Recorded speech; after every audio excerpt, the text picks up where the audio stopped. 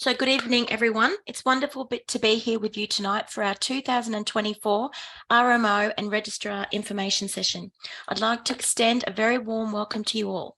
It's fantastic to see such a diverse group of future RMOs and registrars coming together for our annual webinar series hosted by James Cook University's Northern Queensland Regional Training Hubs.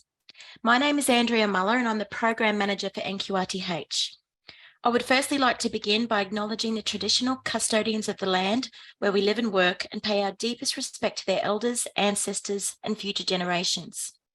I'd also like to take this opportunity to thank Queensland Health, the Australian College of Rural and Remote Medicine and the Royal Australian College of General Practitioners and all of our wonderful panellists for their collaboration and support. It's because of the efforts of such organisations and individuals that the medical community can continue to thrive and provide quality healthcare in regional and remote areas of Queensland. Our program this evening will ensure a balance between informative and engaging panel discussions, as well as the opportunity to interact with our presenters during the Q&A session. We'll firstly begin by hearing from ACRM and then RACGP, who will explain more about their role in supporting GP medical training and rural healthcare. Following on from that will be the Queensland Health segment brought to us by Carol Ramirez, who will share information and insights about the medical training application process and timeline specific to Queensland. Then the Registrar and Junior Doctor panel will follow. We will spend about 30 minutes covering a broad range of topics, and you'll get to hear from those who only a short time ago were in the same position that you're in now. They'll be sharing some of their expertise and you'll gain valuable insights along the way. Then we will close with a Q&A session with our panellists and presenters who'll be available to answer your questions.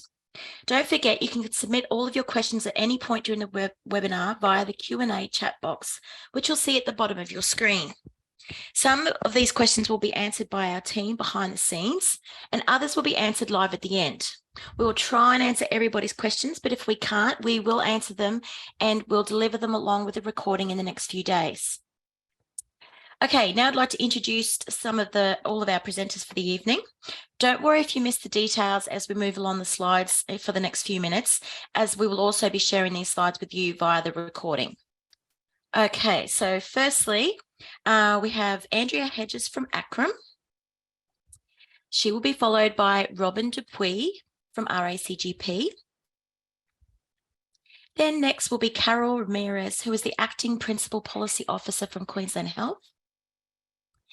Then we'll have Dr. David Rimmer, SMO Rural Generalist and the Executive Director of Medical Services from Central West.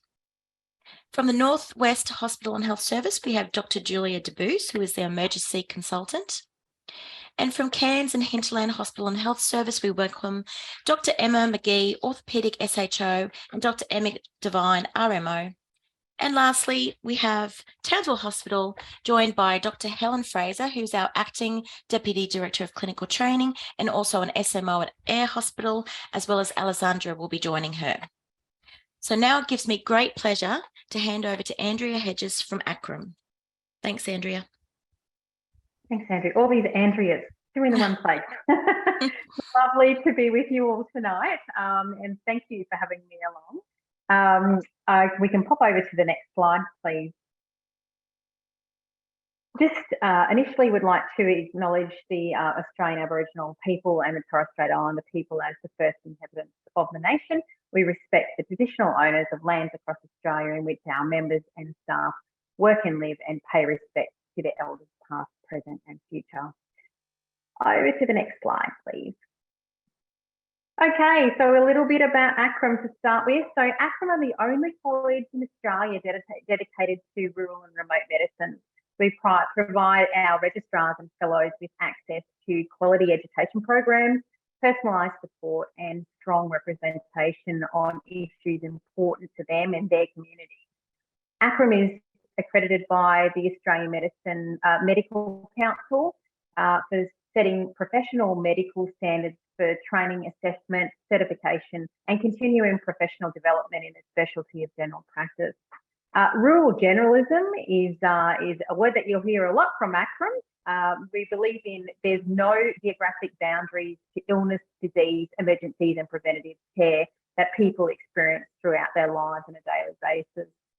Rural generalists are committed to going above and beyond and provide human-centred healthcare each and every day. So ACRM is the professional home of the rural generalist medicine, and the ACRM Fellowship program is designed to describe the professional standards for excellence in rural generalist practice. Over to the next one, please.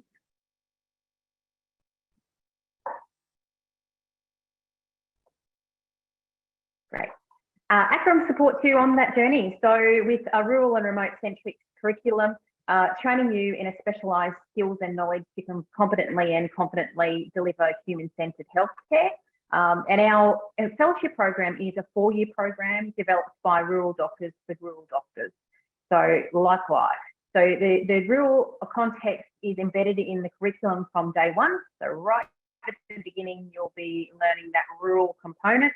And the program provides a broad range of knowledge and skills to produce safe, confident and independent rural generalists who provide their communities with excellent healthcare.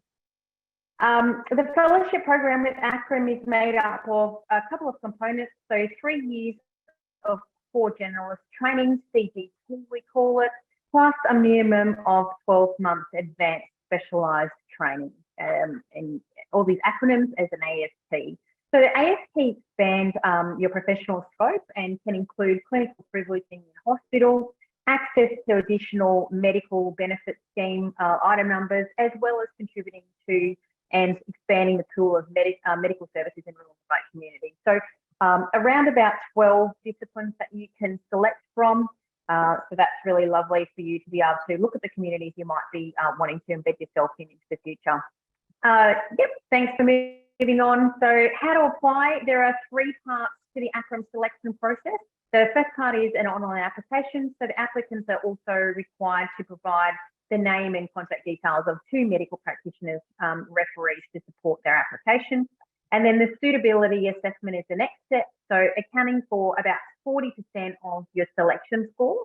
This is where you've got the opportunity to tell us about yourself and your experience and why you want to train with ACRM and why you want to train in rural and remote communities. So about 250 words we ask for, just a little bit of an explanation so we can get a bit of an overview of who you are and what you would like to do in the community. The last step then is that multi-mini interview. So you're able to, if you're shortlisted as a candidate, you'll be invited to participate in the final step. And multi-mini interview is an interview that dates will be updated on the ACRM website. It accounts also, it's exactly what it is. It's multiple mini interviews over a period of a couple of hours, and then it accounts for about 60% of your selection score as well. ACRM fellowship applications are currently open. So if you're interested, please pop on to our website, and by all means, please contact us if you're wanting to have further information. I've given you the email address there at the bottom, training.queensland@acrom.org.au. Please reach out. I'm more than happy for one of the staff to give you a call and have an individual discussion on your current situation and what you're potentially wanting to do in the future so we can start mapping out the training. Thanks so much for having me, and I look forward to speaking to some of you when you've got some questions, and yeah, more than happy to have a chat to you individually. Thanks, Andrea. Excellent. Thanks so much, Andrea. That was really good. And don't forget, if you do have questions for Andrea about the ACRM program, please pop them in the Q&A box. And next we'll hear from Robin Dupuy, who is the Operations Manager for GP Training, GPRM at JCU, and she will be presenting on behalf of RACGP tonight. Thanks, Robin. Thanks, Andrea. Thanks for having me. I may just start by people are going, why are you from JCU presenting on behalf of RACGP? And so I'll just start with that. As many of you will be aware, in February of this year, we transitioned to college-led training, and JCU is very proud to continue to partner with both RACGP and work very closely with Andrea and the team at ACRM. So I'm here today with my RACGP hat on, and I'll tell you a little bit about the program, how we're involved, and what you need to do to become involved yourself. You know, general practice is a wonderful, wonderful career. We really highly encourage everybody to think about becoming a general practitioner, becoming a rural generalist. There is just such an amazing breadth of opportunity available for you. No day is ever going to be the same. You can work in every corner of beautiful land that we live in. You're working very closely, that cradle to grave opportunity to build relationships with multi-generations of people within your community, broaden your horizons.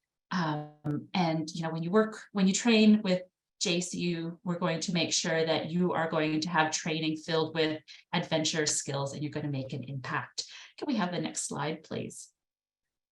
So there are a couple of different ways that you can follow with the RACGP fellowship. The AGPT, you can either do the FRACGP, which is your standard sort of 3 years, and I'll talk a little bit more about that shortly. You can also do an extra year, essentially, with the FRACGP RG. Now, many of you will know that as the ARST. So as of last year, I believe, they brought in the RG program. It's an excellent program to get some of the rural generalist skills under your belt and be able to go out and support communities with an additional skill. You can also do the fellowship support program. That is predominantly for people who have a little bit more experience and have had some experience in general practice previously, as well as the remote vocational training scheme. And that the RVTS is actually available through both colleges' pathways.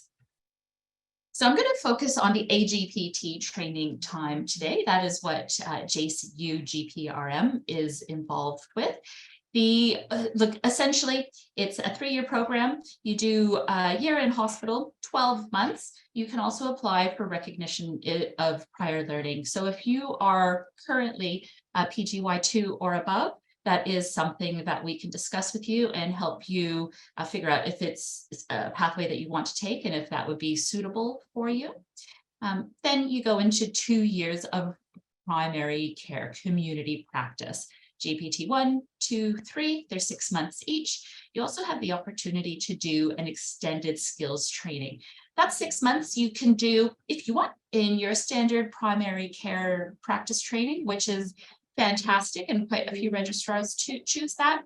But if you are also thinking, I'm not really sure that I want to do a whole advanced skills, but I've got an interest in sexual health or skin cancer medicine or emergency, we can help you get a placement for 6 months in that extended skills training. There is a lot of opportunities as well to sort of do over that year 3. You might do part-time general practice, part-time in your extended skills placement so that you're keeping up your primary care training. That's usually when you're doing exams in that year, early on in that year. So it's good to have that exposure. And all of these things are the wraparound services that JCU does provide to registrars when they come on the training program. If you work outside of JCU's footprint, then RACGP also offers all of those services. We work very, very closely together. It is seamless. So we'll make sure that no matter where you want to train, what you're interested in doing, we'll work with you to help you map out your training pathway. And then you are able to go on and do an optional 4th year, as I mentioned, for your Rural Generalist Fellowship. Andrea went through really, really well sort of the AST options, all of the different things you can do in an AST. Those are also the types of things available in an ARST. And then you will fellow. I go to the next slide, please, Louise. So the AGPT application process for RACGP, there's 3 steps to it. You apply online, you have your eligibility checked by RACGP. They make sure that you do have all of the eligibility for the program. Then you'll enroll into the online exam. You pay an enrollment fee, then you attend a multiple mini interview. Applications for second round 2024 intake are open, will open in August. And if you want some more information on that or a reminder, please email our gprm.registrar movements. The email is down there, and we'll make sure to answer any questions and also send out reminders to you when it opens. Thank you very much, and I look forward to chatting more with you guys later on. Thanks, Andrea. Great. Thanks so much, Robin. Thanks for sharing such valuable information with us. That was great.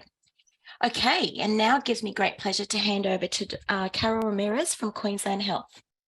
Over to you, Carol. Thank you. I'm just going to share my screen.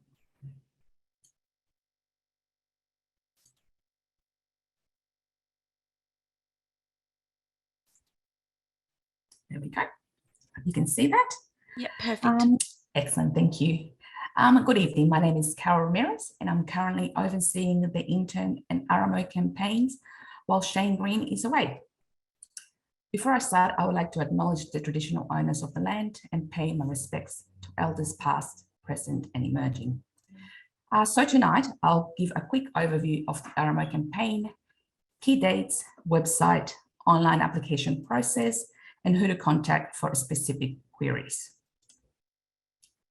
So what does the RMO campaign do? Okay, so the team manages everything in regards to the application process and the system. This includes assisting candidates with any queries regarding the application. This includes uploading documents, preferencing positions, completing the pathway network select section of the application, referee queries, and we also manage the candidate repreferencing round, including the list of remaining vacancies, and we assist facilities, pathways, and networks with system selections of successful candidates. So what is your responsibility as an applicant? You're responsible for having all required information ready to apply. So basically, this includes making sure that you have all your required documents, you communicate with your referees, you check the key dates, and make yourself known to employing facilities or pathways and networks. So what do HHS's networks and pathways, what are they responsible for? Well, they conduct their own meritorious recruitment processes from the applications that they receive via the campaign. They communicate directly with applicants when shortlisting, interviewing, and providing feedback. And they manage all the onboarding documentation and organize orientation. So who can apply? So basically, any medical practitioner who is seeking to practice medicine in Queensland and holds current registration or is eligible to obtain registration with the Medical Board of Australia. This includes international medical graduates. Okay, so what do we recruit? So basically, we recruit all position levels via the campaign, and this includes specialty and subspecialties. This year, we also have introduced specialty combinations for junior house officers. All positions can be found via the position search tool on the website. So as per previous years, we have always conducted staggered recruitment. So we begin with registrar and PHO recruitment and selections, a repreferencing round for anyone that missed out on a vacancy, followed by SHO and JHO recruitment and selections, another repreferencing round, and finally an open round, which is basically any vacancies that haven't been filled. These are the key dates. So as you can see, the campaign is opening soon and will close in a month's time. The key dates can also be found on the website. So this is the campaign website. So this is the RMO website's homepage. Here you can find all the information regarding how to apply for the campaign. On the right-hand panel, you will find a link to the application portal where you can log in and start an application or open an existing application. You can also view advertised positions by the position search tool. Information about facilities can be found by the participating hospitals page. And if you're applying for a medical specialty training program, all information about the program can be found by that link. So just having a look at the pages on the website. So this is the page, the position search tool. So we have created this page so positions can actually be found. You can look for positions using the filter options. You can filter by the position level, the facility, or the specialty you are wanting. It's important to note that when completing the preference section of the application, you must use the exact combination outlined in the search tool.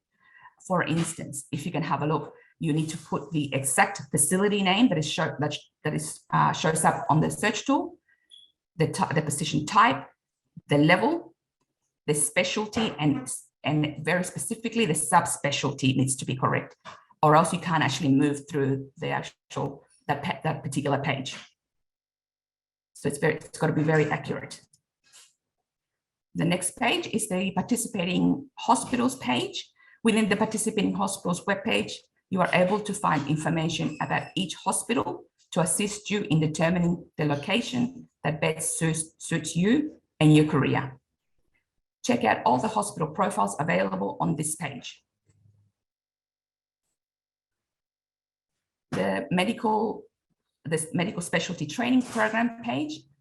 Here we have a dedicated specialty page which includes eligibility, key requirements, how to apply, and contact details, so you are able to contact any of the coordinators in regards to that specialty. Completing your application. So make sure you complete all the steps of the application form. Mandatory questions will have marked with the red asterisks. You will need to upload a CV. Check the RMO campaign website to download the specific Queensland Health template. Make sure your information and uploaded documents are the most recent. Some information is pre-populated from previous years, contact details, etc. So please check that the information is correct and the documents that are recent. Also note that some documents are required to be certified by a JP. Please check the website for further information. Once you have completed the page, click and save and continue, and this will save the information that you have entered and it will go to the next page. Referees. You'll need to nominate 2 referees on the application form. Once you click save and continue on this part of the application form, your referees will automatically be sent an email link to an online form to complete a report. Referee reports an important part of the merit selection process. So please make sure that you enter their details correctly, especially their email address, and follow up with your referee to ensure a timely submission. It is your responsibility to follow up outstanding referee reports. Check the campaign dates calendar for relevant selection periods. You will also receive a confirmation email when your referee submits the report online, so you'll know whether a reminder is required. And a very important page, which is the step 10 preferences page of the application. When nominating your preferences, review the position search tool, as I previously mentioned, on the website. Talk to individual hospitals about opportunities or information about positions and their selection processes. For those seeking training positions, there are medical specialty training requirements to consider also. For more information about career options, please also visit MediNav. This website was designed and developed to support the next generation of doctors. One of the aims for the website is to provide you with the right information and resources to make an informed choice about your future. MediNav will help you to navigate a clearer path to your medical career. Through the website, you can easily filter and compare information between 54 medical specialties, get access to Queensland-specific workforce demographics and specialty information, learn about the Queensland Rural Generalist Training Pathway, view locations at accredited training sites across Queensland. Check out the orientation resources for junior doctors and also to the links to health, hospital and health services, and compare the competitiveness of entry into specialty training programs. And last but not least, who to talk to. We encourage discussions between hospitals and applicants. This is one of the main things that we encourage. You can also talk to your colleagues, supervisors, the medical recruitment teams at your facilities, and of course, you can also email us. And we have also included the RMO campaign email on some of the information, and there's the link to the website. Thank you.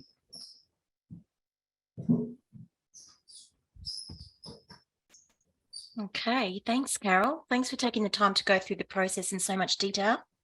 I know there'd be lots of people in the audience who have lots of questions after listening to Carol, so don't forget to pop those questions into the Q&A box. I can see that there are a lot coming through, and we've got people in the background starting to answer all of those questions. Okay, so this brings us to the exciting time of bringing out our registrars and junior doctor panel. So if everyone would like to turn on the videos so that we can see you all, and you can help us to discuss some very pertinent questions about being a junior doctor or a registrar in the facilities in regional and remote North Queensland. Welcome, everybody. We'll just wait for David.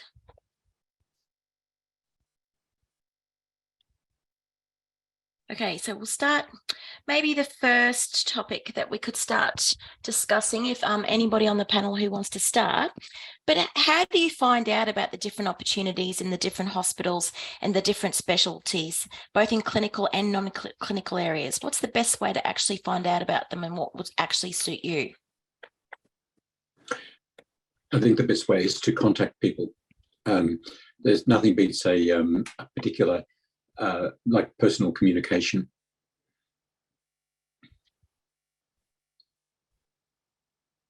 Thanks, David. Can I say I completely agree? You can ring us up, you can email us.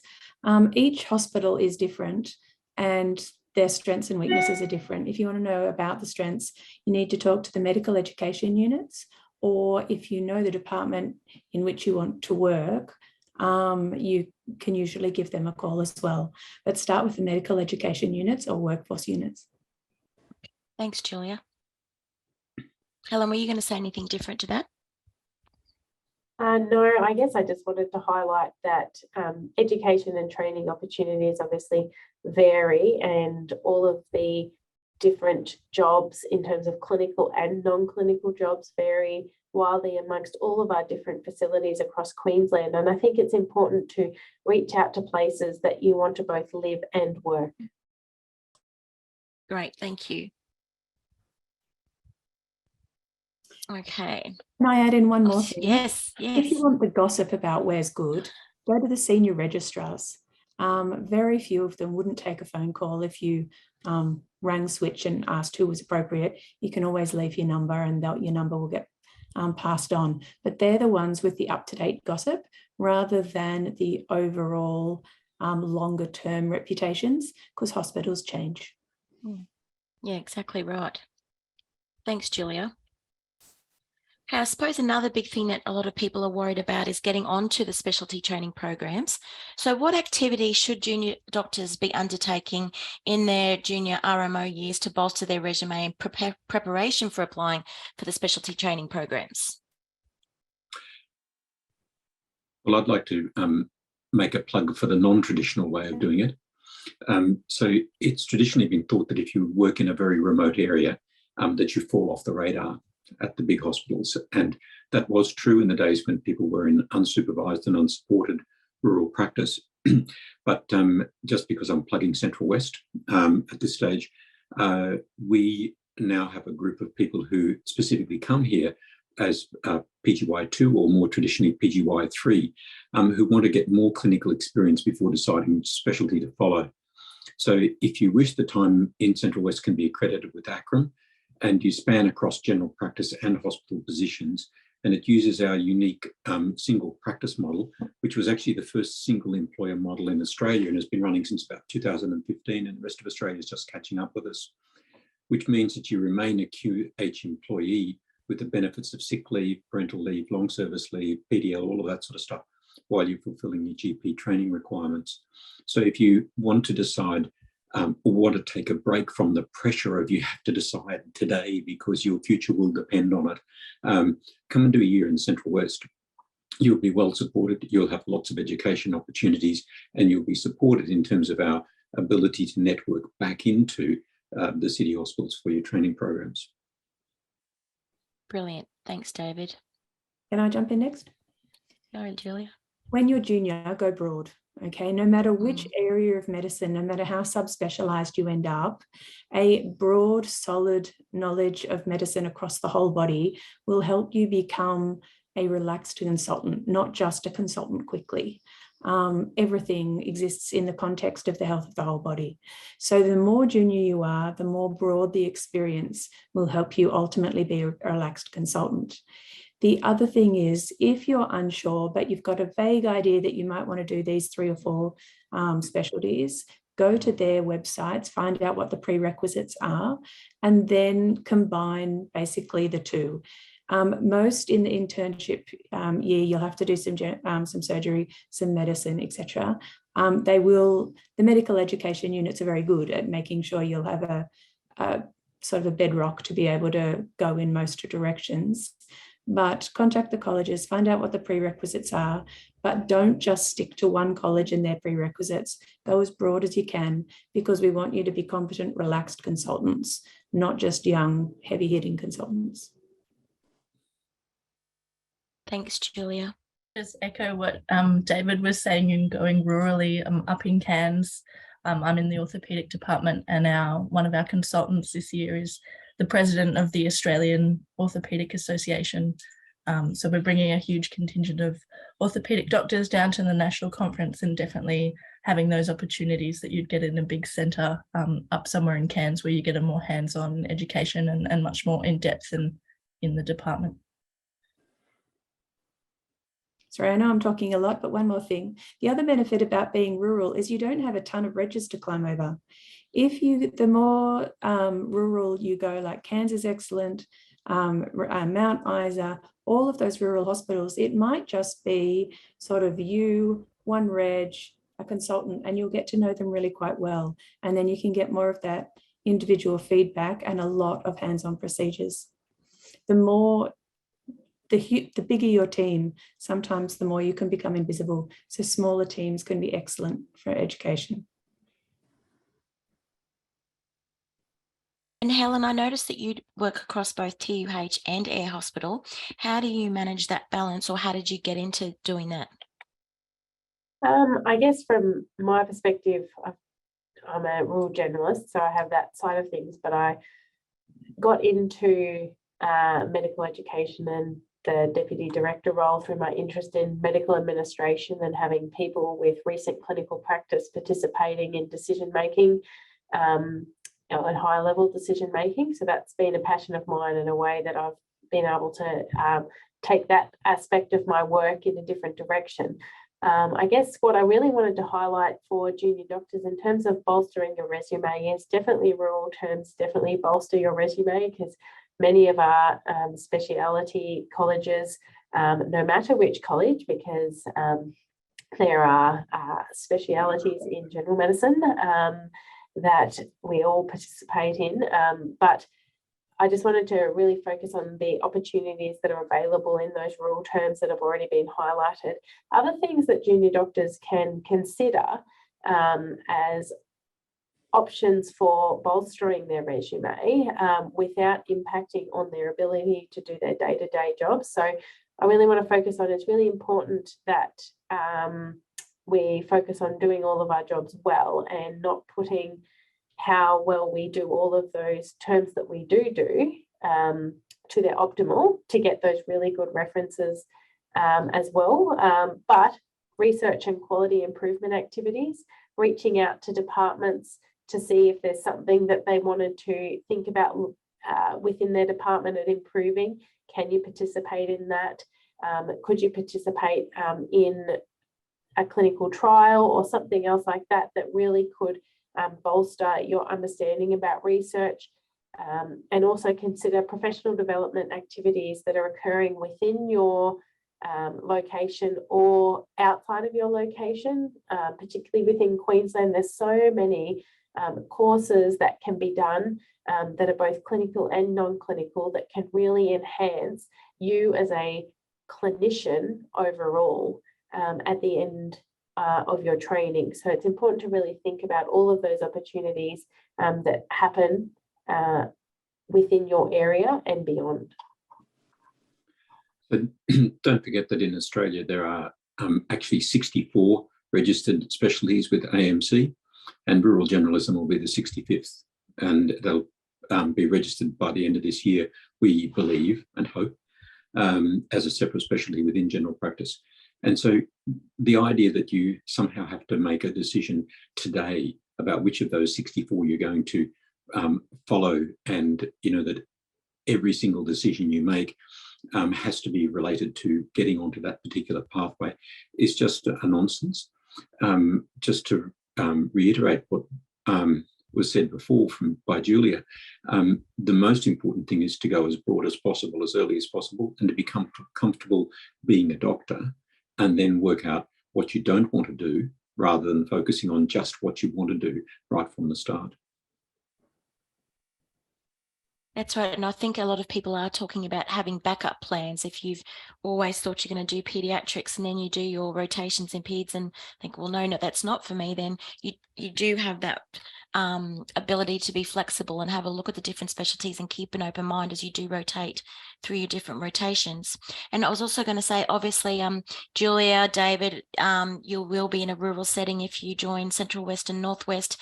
But Helen, Emma, what about if you are in a larger hospital like Townsville or Cairns? What are the opportunities to rotate out to the smaller hospitals for the rural placements? Are there many available? How do you choose them? Are they just part of the normal line that you choose? Yeah, sure. I'm happy to speak from the Cairns point of view. Cairns has a heap of rural placement opportunities for interns, RMOs, and also PHO relieving positions. So we have 8 rural sites, including Thursday Island, which is really popular. And we also have Innisfail, Tully, Babinda, Atherton, Mossman, Mareeba, and Cooktown. And we also have RFDS placements as well, available for interns and RMOs, which are also very popular. I have a Mossman PHO relieving term next term, which I'm really excited about, and I'm a PGY2 RMO. So those opportunities are there, and they're excellent, and they're very well supported by rural generalist SMOs. Cairns also sends people out to Mount Isa under doing general medicine as doing a rural term. So does PA in Brisbane, so does Townsville. Many of your remote hospitals are staffed by people coming from larger areas. And if you're wanting a quirky combination, we will still try and work with you. Thanks, Julia. You're going to go, Helen? Yeah, I was just going to say, from a Townsville HHS perspective, there's a large number of opportunities at our rural sites, which extend from intern rotations all the way through to registrar position provisional SMOs for people that are also considering rural generalism or already on the program. I think their intern locations are different from all of our other junior doctor rotations, actually PHO level. They're paid at PHO level, and then provisional SMOs for our registrars with ASTs. But I think it is a really good opportunity to see some different areas and see some more complex medicine, and see some different areas of the world, some beautiful areas of the world that exist throughout Northern Queensland. And I think Julia touched on it earlier that if you are at some of those larger facilities, you sometimes can become invisible. Whereas if you're in touch with your consultants and your directors of departments in an everyday basis, that you will be able to access more opportunities. Because we do know that there is a myth out there that if you're in the smaller sites that you won't have access to research opportunities, which is also really good to have on your resume to get into a specialty training program. But then if you speak to other people, there's way more interesting research opportunities available in the regional and remote areas. So what would you have to say about that? Well, I think that the both the College of ONG and the College of Surgeons have made a very specific point that they see a rural rotation, an extended rural rotation as being the equivalent of a PhD. So the idea that you had to do a PhD in a very subspecialised area, and that was to advantage your career, is actually going. And most of the colleges now are aware that they have a moral obligation to produce the sort of doctors that Australia needs, which is not more subspecialists in big cities. It's actually people in regional, rural and remote Queensland who are meeting the needs of the population and trying to address the maldistribution. Just to make the other point in terms of some of the people who may be on who've a bit more advanced in their career, in that Central West has a provisional fellow arrangement where a doctor with an ACRM or RACGP recognised advanced skill is able to be paid as a fellowed SMO while we use your advanced skill, but also teach you the general practice skills you need to pass your ACRM or GP fellowship exams. And the traditional ASTs are obstetrics, which is Advanced Comp Advanced, anaesthetics, a diploma of rural anaesthesia, emergency, which is similar but not identical to the ASIN diploma. And then there's internal medicine, paediatrics and mental health, and those syllabuses are all available on the ACRM website. So you can get quite a broad view of what you want to do. And we've had people who've done ACRM fellowships and then gone back into paediatrics. We've had people who've done ACRM fellowships and gone back to being, relatively high-level specialist anaesthetists in big city hospitals. So the idea that you lose by going rural just isn't true anymore. Great, thanks. I can jump in. Thanks, The Julia. other thing about North Queensland is our patient group kicks ass. There's almost no conditions, except maybe, I don't know, elephantitis from Egypt or something, no conditions that you won't see at some point. So no matter what your medical area of interest is, you'll be able to find something up here. There's heaps of research networks. There's heaps of support. The support goes via hubs with like research development teams and that sort of thing. So there's very little where you can't take that little bit that's passionate and find your place within North Queensland, because our patients have everything from delayed presentations, so fairly extreme forms of complications of chronic disease, every form of trauma, tropical diseases, from milio to dengue, jellyfish bites, various fish stings, various different forms of bacteria found in the soil, the sea and the natural and the river systems. There's very little that you won't find somewhere here. I know in Cairns too, we have a large number of studies that we're doing in collaboration with bigger centres, because we're big enough to be that sort of comparison group to get a nice broad study. So some of our studies look at patients in two separate demographics, so you get the opportunity to work with some of the big names in research without actually like being down there and still. So you're not missing out on those really big research opportunities as well. Thanks, Emma. Would anyone else like to contribute to that conversation? No? All good?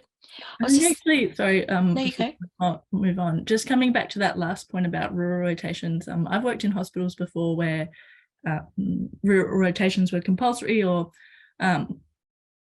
so you had to do one, and I found that Cairns Hospital has had the best in terms of support in helping you access that rotation. So fixing issues like transport, or I have large dogs which weren't suitable for the accommodation, and the hospital really bent over backwards to make it convenient for me and make me enjoy the experience and not make it a hassle.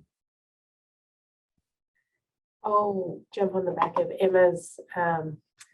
Yeah, it's a really good point that all of our rural sites really want to attract people and make it a really good experience for all of our junior doctors, pre-vocational doctors, sorry, that are coming out to experience rural medicine. And I guess Ali, that I brought with me today, was a perfect example of that. She came to us as a first term PGY2 RMO that wasn't quite sure about rural, and I guess I'll hand it over to her as to what her experience is now.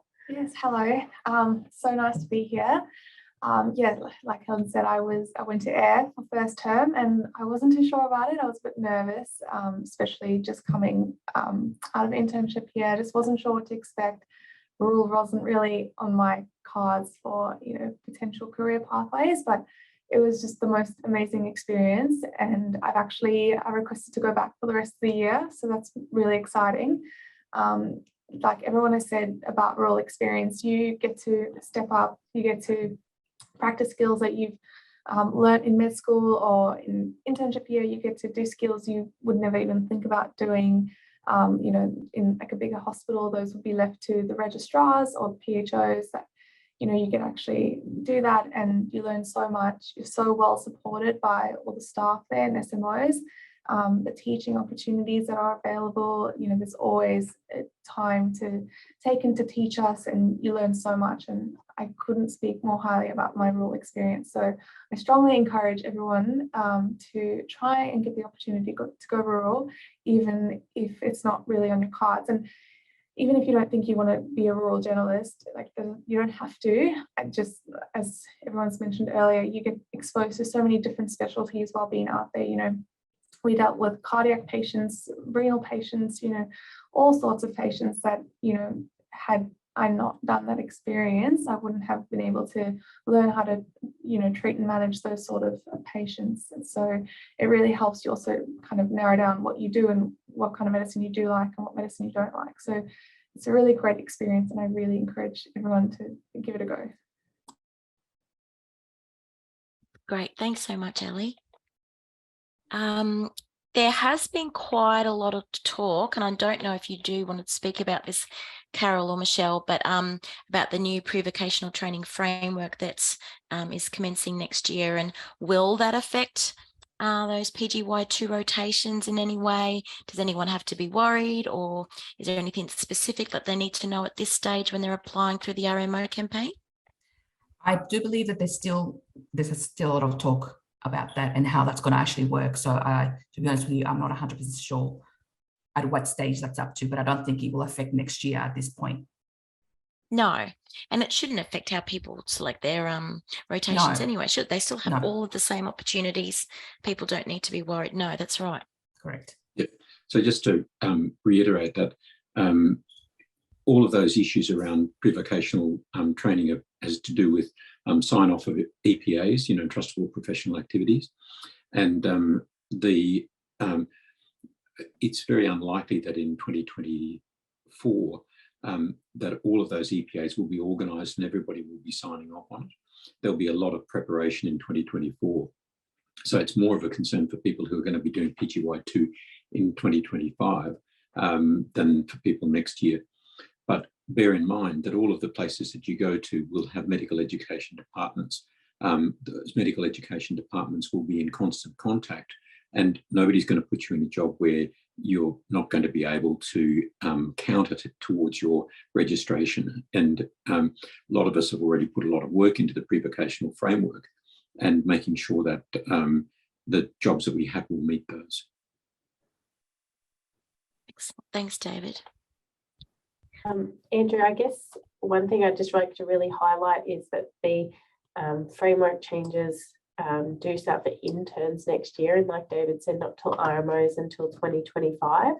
And the benefits of this is actually to the junior doctors themselves, in the sense that there'll be more accountability for supervision, training and education beyond just internship, and provide those more structured approaches beyond just that first year of being a junior doctor. And that will ensure that we're looking at people about having generalist skills by the end of PGY2 and beyond for all of our pre-vocational doctors. And that's what it's looking at. And so I think it's more about changing the way we think, but we still need to do what we are doing. So I think it's just to really reassure that RMOs, pre-vocational doctors in general, that it's actually creating more awareness of the needs of junior doctors beyond just internship. You can actually sort of summarise the change as saying what they're interested in is what you can do in terms of entrustable professional activities rather than what you've done in terms of specific terms in specific specialties. So doing a term doesn't count for anything if you didn't learn anything in that term. So it's actually to the junior doctor's advantage because it makes the people running those terms responsible for actually making sure that you can do the tasks that you were sort of set out to learn during that time. So I think it's a real positive for the junior doctors, and I think it's nothing to be scared of.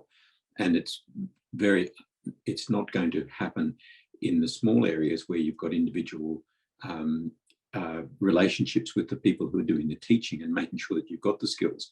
It's going to be more of a problem in the big city machines where you just have to do the term, fill out the paperwork, and then guess whether you've got the skills at the end of the time. Yes, exactly. Would anyone else like to say anything about that? All right. Well, another hot topic is obviously health and well-being. And there might be a lot of people who have done their intern year in the same city as where they graduated, and now they're actually making the move either interstate or to another location, or going rural, moving away from everyone that they know. What are some tips for junior doctors to look after their mental health and their well-being?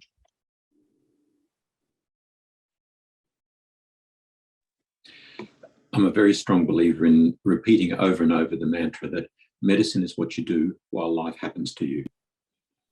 That medicine is not the be all and end all. The most useful doctor is the person who's a well-developed person. And, you really need to work on the most important tool that you have, which is your personality and your comfort and safety and mental health and well-being, because you don't know what's around the corner. We've had people have life-changing events, accidents, illnesses, relationship changes, ending up in situations which they didn't even think was around. So having a good support mechanism that allows you to develop those self-care, self-skills, self-actualization processes is vastly more important than the term you do in medicine. Medicine is what you do while life happens to you. I think moving to a new place after you've been somewhere where you grew up, somewhere like Cairns, most people are in the same boat. There's a very small cohort of people that lived here before they studied medicine or who even went to uni here.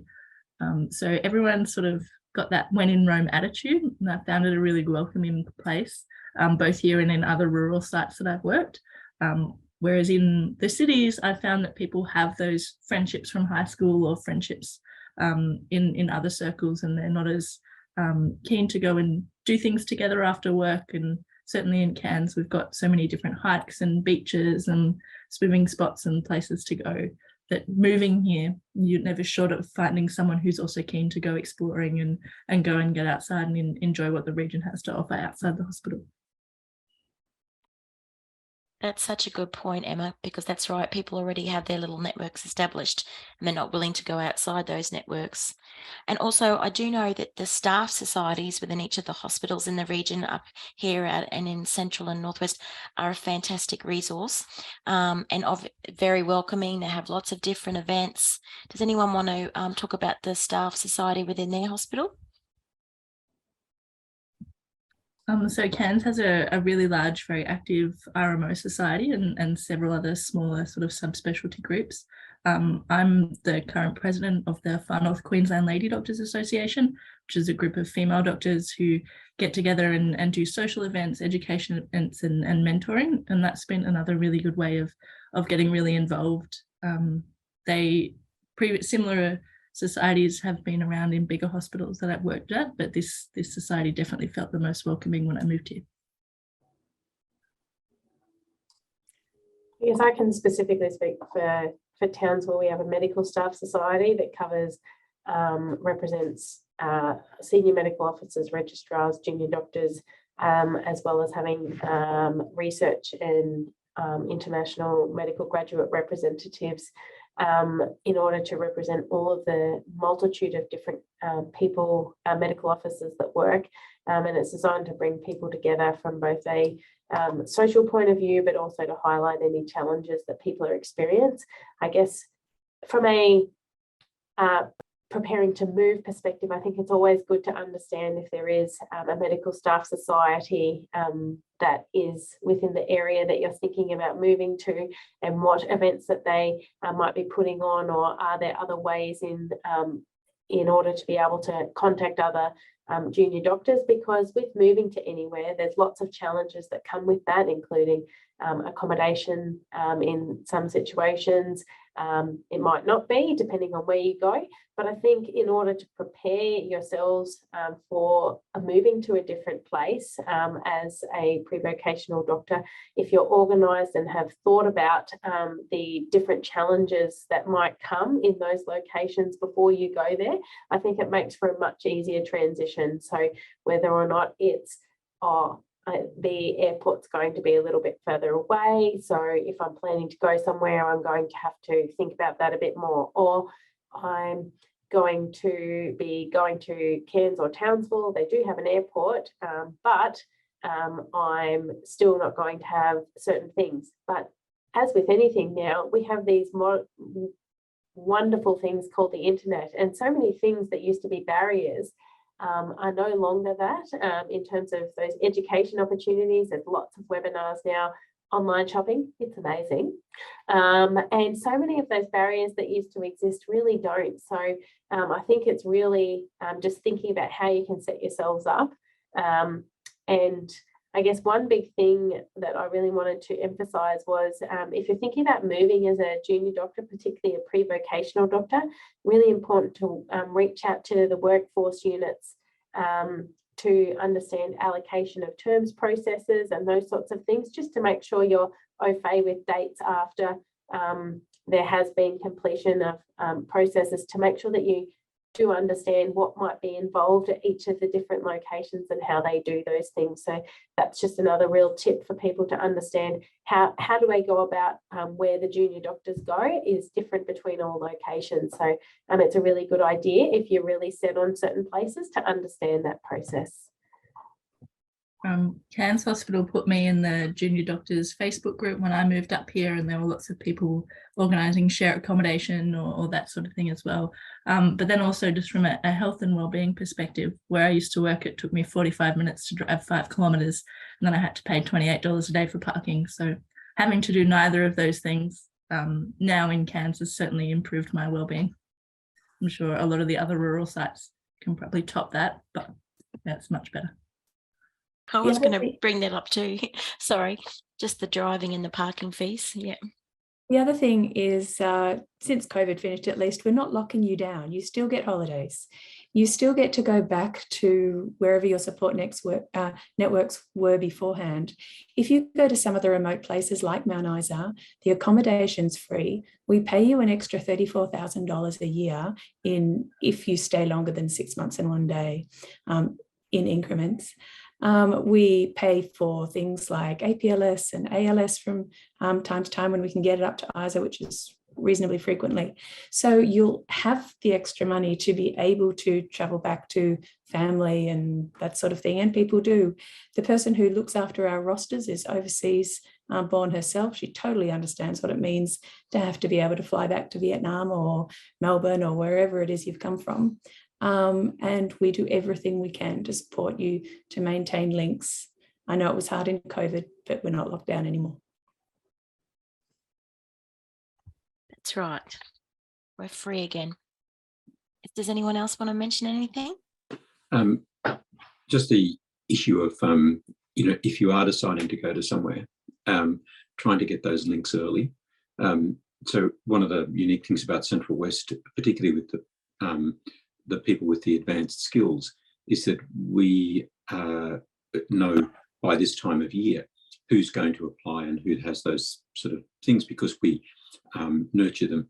So we've got 4 people who've signed up for 2024 for advanced skill positions, all of whom were students here, which is how we learned about them and knew about them. And we've been monitoring and supporting their career over time so that they get the skills they need to work here.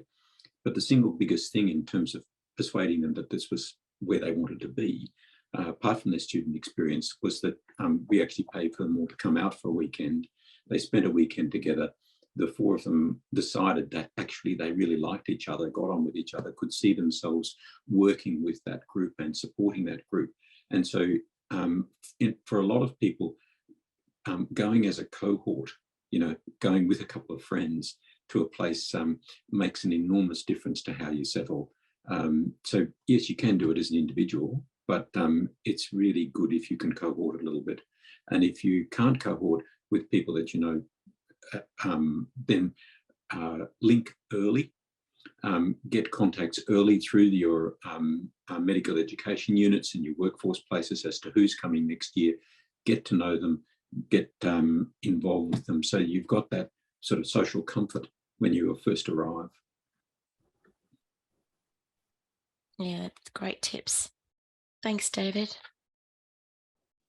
Are there any, quite a few people have been speaking about, obviously Carol gave us a great introduction on how to apply through the RMO and Registrar campaign process, but is there anything that you can give some tips and tricks to the audience about what you wish you had known before you applied? Like, is there anything that, a bit different that people should think about when they're applying, or any tips and tricks? Or is it pretty much straightforward if you just listen to the instructions Carol provided? Fairly straightforward. Yeah. Nothing else? Just don't leave it till the last minute. I think particularly for junior doctors, pre-vocational doctors, make sure that you've asked your referees early on. Don't leave that till the last minute and sending people an email, because obviously that becomes really stressful. So do make sure that you've checked with your referees, because they do have to respond as well, and do that early, and make sure that you do have all of your paperwork and you don't leave it till the last second to put in that application. There'd be nothing worse than not having put that application in due to not being organised. So it's a little bit specific to Central West because we're so remote and very small workforce. But if you're interested in coming, make contact now, because what we do is shepherd you through the process to make sure that you're supported in being able to work your way through what's required, because we pretty much know who's coming before the end of the process. There's the occasional person who just applies out of the blue, but most of the people who come have a good understanding of why they want to come and have made contact early. So, my details are available. It's basically, my retirement plan is just supporting young doctors who want to come to the bush. So welcome to talk to anyone. Thanks, David. I just wanted to quickly reiterate what Helen was saying about referees as like a junior doctor perspective. Like, really do keep in mind when you've made good relationships with consultants or people that have seen your practice quite closely. It is easy just to get, you can get often reports from anyone, but you want something a bit more good quality and someone who really does know you and can recognise your name quite well and have those good relationships, particularly if you are thinking of applying for PHO positions and things like that. So think of it early, or if you're going to have a good term lined up in the future, trying to form those connections. Which is definitely easier to do in Cairns. One of my friends in Sydney has been working for the same consultant for 2 years now and just put in an application for advanced training, and they replied to the referee request as, sorry, I don't know who this is.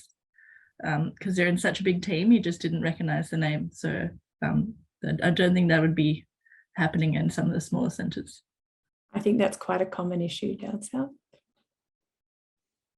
And Carol, did you want to add anything to that?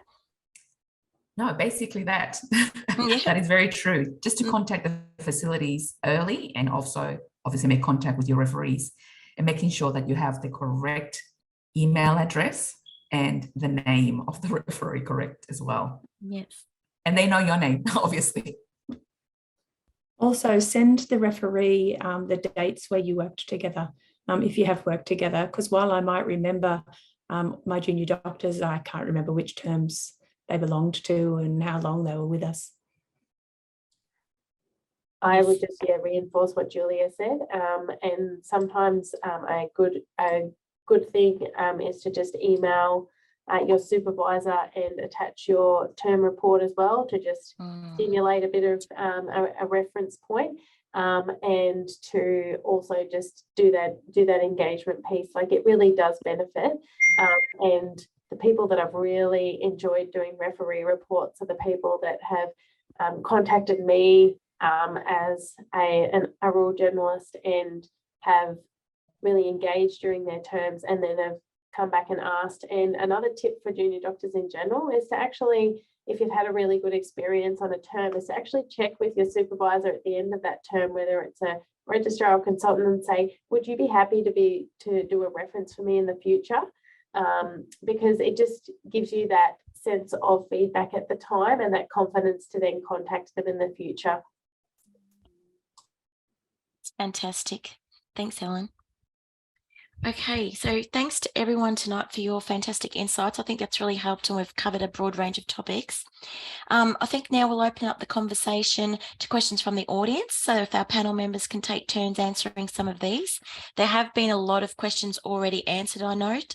But even if we don't get through some of the other questions now, like I said, we will endeavour to answer all of them in the next few days, and we will send them along with the link to this recording. So quite a few people have asked if we can get a recording to the session. Yes, definitely. If you've registered, we'll send it to you. Another question is from interstate interns and junior doctors who don't use the JHO, SHO language that Queensland Health uses. So they just wanted to explain how the different employment levels relate generally to PGY. For instance, what is a PHO? They have asked. Shall I tackle this one? So think of it as language applied to whether you're on a training scheme or not, and language applied to how many years out of university you are. So intern, first year out, JHO, second year out, SHO, typically third year out, and they're residents. PHO and registrars are doing a registrar position, but a PHO means you haven't got onto a specific training pathway at the time. And then you can have people doing fellowships. So residents tend to do the ward work, ED, they can do GP practices. They're sort of the beginning level. Registrars, we expect them to be studying, looking to think about where they're headed in the future, getting onto pathways, etc. And registrars can take some responsibility for some of the residents. So within an ED context, for example, you might be able to go, or most in hospital contexts, you can go and speak to your registrar if you're a resident, not just your consultant. Great, thanks, Julia. And then within different specialties, so I'm an SHO, which means I'm not a PHO yet. I'm still technically employed as a resident, but I'm just doing orthopedics this year. And I have a few more responsibilities and roles within the department. So those roles tend to be specific to either a specialty or a team. And I know bigger hospitals down in Brisbane tend to have those roles. And then I'm from New South Wales, so PHO is what we'd call an unaccredited reg in New South Wales, that crossover. Oh, thanks, Emma. Okay, David, you might be able to answer this one. Are there any other sites in Queensland utilising the single employer model, particularly for ACRM and RACGP training, or is it unique to Central West? Northwest? Northwest does it too? Yeah, so it sort of depends a little bit in terms of what you do, what you mean by the single employer model. Our single employer model means that when you do general practice, you're employed in the same conditions. But there are a range of different ways that single employer models are rolled out across Australia. The unique thing about ours is that the general practices are actually owned by the hospital and health service. And so the doctors who work in the general practice work under the same conditions as they would if they were working in the hospital in terms of all the benefits that go with it. So it's more specific to people who are doing general practice specialty training. So what's Northwest do, Julie? Our junior doctors can have placements in the hospital, placements in a GP service, and we still look after them. That's it, is in the hospital frameworks. Yep. That's great opportunities. That's fantastic. Thanks, Julia.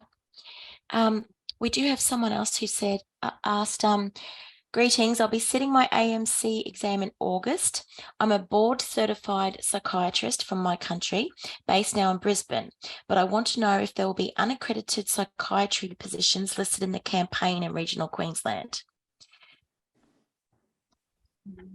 So I assume PHO positions. I would assume yes, there would definitely be psychiatry PHO positions in Townsville and Cairns, wouldn't there?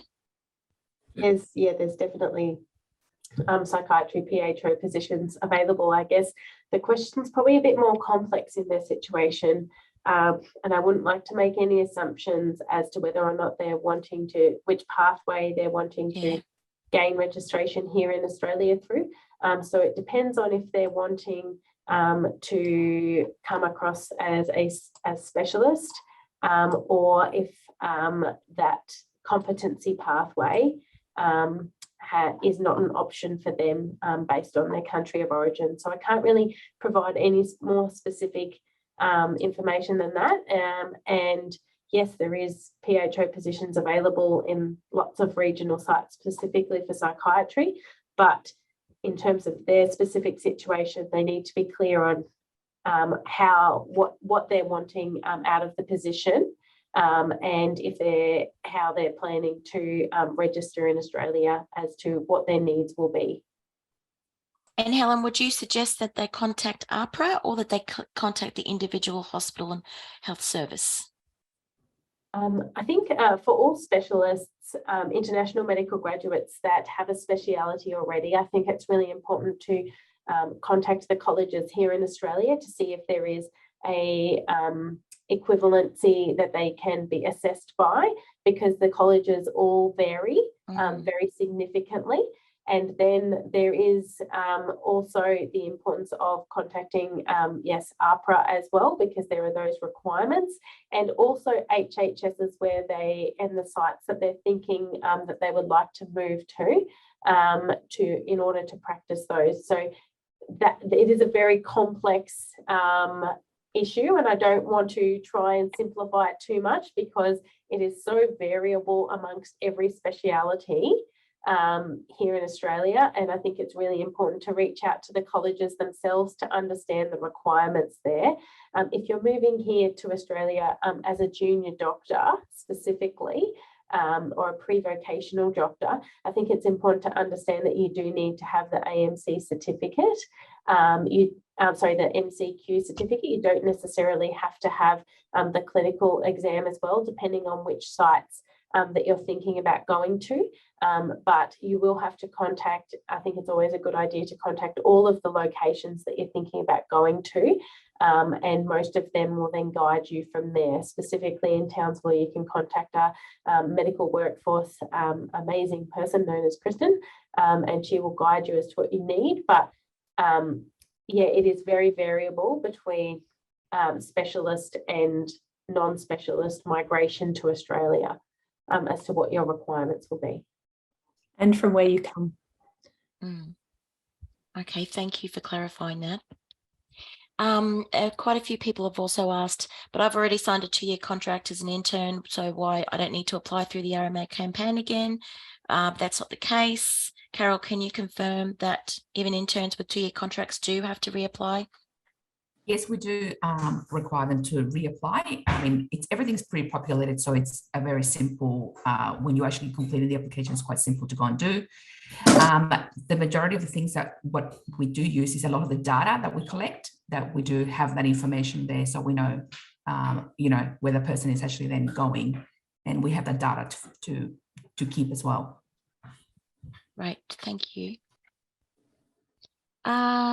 There are a lot of questions about specific to international medical graduates, as every single person's case and scenario is so different. And as Helen said, so complex, be different depending on where you're from, what specialty you're interested in.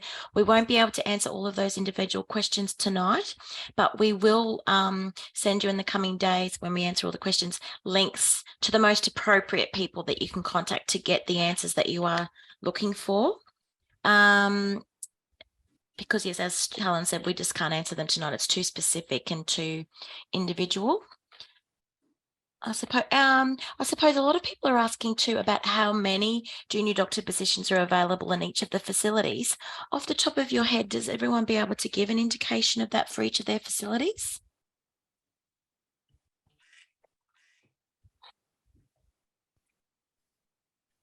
I guess I can talk for Townsville. We normally aim to have 123, over 120 junior doctors, and we also have, well, the HHS, and we also have 80 interns that will be increasing as well. In terms of our registrar and PHO positions, that is more variable and dependent on the service needs. So I couldn't be more specific to cover every registrar and PHO position. That's good, thank you. Emma, oh, sorry, David, yes. Yeah.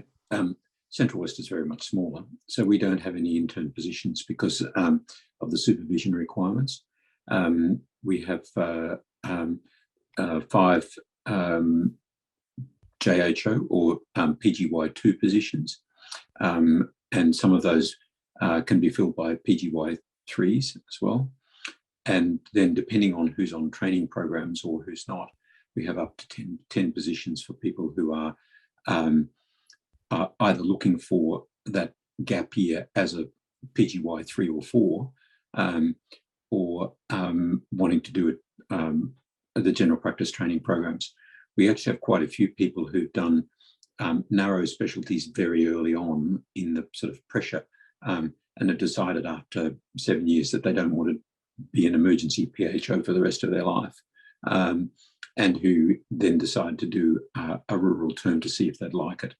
So those sorts of people are very welcome, but they're individually variable, and it depends on matching the person to the position, because we take very seriously the issue of defining what that person wants out of their medical career and then trying to match a position for them. Thanks, David. Emma's from Cairns. Do you have a rough estimate of how many RMO positions there are, junior doctors? I don't, but I think there's roughly 100 this year, I think. Yeah. Not sure. Yeah, there's something like that, and there's about 80, around 60 to 80 interns, something like that. But we do also have the crit care stream RMO positions as well, but yeah, just to include. Yes, and you mentioned that, Emma, the crit care line or placement possibilities in those junior doctor years and intern years, they're very popular, aren't they? So what would be your tip if you did want to select that crit care line? So the crit care line is applied through the RMO campaign itself. That is how you apply, and you write a spiel about yourself. I've got a few friends that are trying to get on that themselves this year, but it is very popular. It is very well renowned in the state. I would just contact the departments, contact the education team, let them know that you're keen, and particularly why you want that stream and what that's going to do for your training, and anything that can help you stand out. Great, thank you. And Carol, just a couple of quick questions for you. International fee paying students who graduated with an Australian university and who have applied for their internship through the private hospital stream, i.e. they might have completed intern year at Greenslopes or Townsville Mater Hospital, are they eligible to apply through the Queensland Health RMO campaign and work in public hospitals? Yes, definitely. Brilliant, thank you. And also, do the referees all have to be from a clinical background? Okay, this one's a bit of a tricky one because with the referee report, it is very clinically based. So the questions that are asked are very clinical specific. So if the person wasn't, if it was just someone general, they wouldn't be able to answer a lot of the questions and complete the report. So we do ask that a lot of them, well, that your referee is clinical, someone that can respond to the questions basically. Yes. Great, thanks, Carol. Now we're going to have to wrap it up in a minute, but I was just going to say, is there anything from the panelists that they would like to bring up before we do come to the conclusion? I know that tonight's had a really strong rural focus. So I grew up in Sydney, and then I moved out to Broken Hill, which is really, really remote. And I just think that Cairns and probably Townsville as well is a really nice sweet spot. So there's so many great things that you can learn and do and be better than your city colleagues when you come to a rural spot. But if you're on the fence, I'd really encourage you to look at somewhere like Cairns or Townsville. If that's going to be the difference between not making the leap. Like I understand it's a really big commitment to move very far away. And I'm sorry, David and Julia, like I've been to those health services and they're excellent, and I'm planning on heading back. But I just think for some of my colleagues who that's a bit too much of a jump, I'd definitely encourage you to come to somewhere like Cairns, which is that perfect little sweet spot of a big hospital, a big enough town. You've got access to everything you need. You've got an international airport, but you've also got that small hospital feel where you get heaps and heaps of hands-on experience and access to your bosses as well. Yep, I couldn't agree more. I think, if you're going from out of Sydney, I can tell you lots of stories about medical students from Sydney who've come up, who've, had very interesting times. We've had, people from overseas who've walked out the back door and discovered that, in fact, the back door just extends for 7 or 8 miles as far as they can see. And they're used to big cities where you walk outside the back door and there are 10 houses around that people will come to your help with this. And the culture shock is sometimes too much. But it depends on what sort of adventure you want. It's nothing's forever. And David, I think you also summed it up perfectly when you said go as a cohort or go as a group. Like we know that 4 out of the 5 or even 5 of the 5 interns in Mount Isa this year, they're all mates from JCU and they all went together. We know that Mackay especially gets big groups of friends all coming from Griffith University, and they've come up and visited it all together, and they all get share accommodation and they end up having an awesome time. So I think it's definitely important to also in your early years think about where you can relocate with your friends so you do have that support network. But then like Emma said, like there's so much, the people are, because they're so transient, they've come from so many different places, people are really happy to network and do different things outside of the hospital and support each other. Okay, well, thank you so much to everybody. Just let me get this Q&A off. We had lots of good topics. We had lots of good questions. And I'd like to thank the panelists so much for taking the time out of their busy schedules to share such valuable information. It's been really great to have you here tonight. Special thanks, obviously, to the Queensland Health recruitment team. Thanks, Carol and Michelle, and also to RACGP and ACRM for supporting the event. If you do need additional information or if you have questions about what we've covered this evening, please email us at nqrth.edu.au, or you can also visit our website or our Facebook page, and we'll be able to put you in contact with all of the people that were here tonight. And also, once again, you'll have the QR codes on the presentation when we email it to you so you can contact them directly as well. And finally, before we go, I'd like to invite you to join us for next week's webinar, which will be at 6 p.m. on Tuesday, the 30th of May. And that will be led by Dr. Ash Coxon, who alongside some special guests will discuss how to negotiate early medical career challenges, probably something that Helen touched on earlier tonight about or having different plans in place.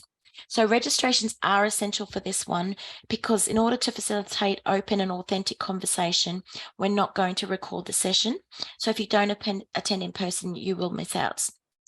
And if you haven't already, please visit our website or scan the QR code on screen right now to reserve your spot. And thank you again for attending the 2024 Queensland RMO and Registrar Information Webinar. Hope you all have a great night. Thank you.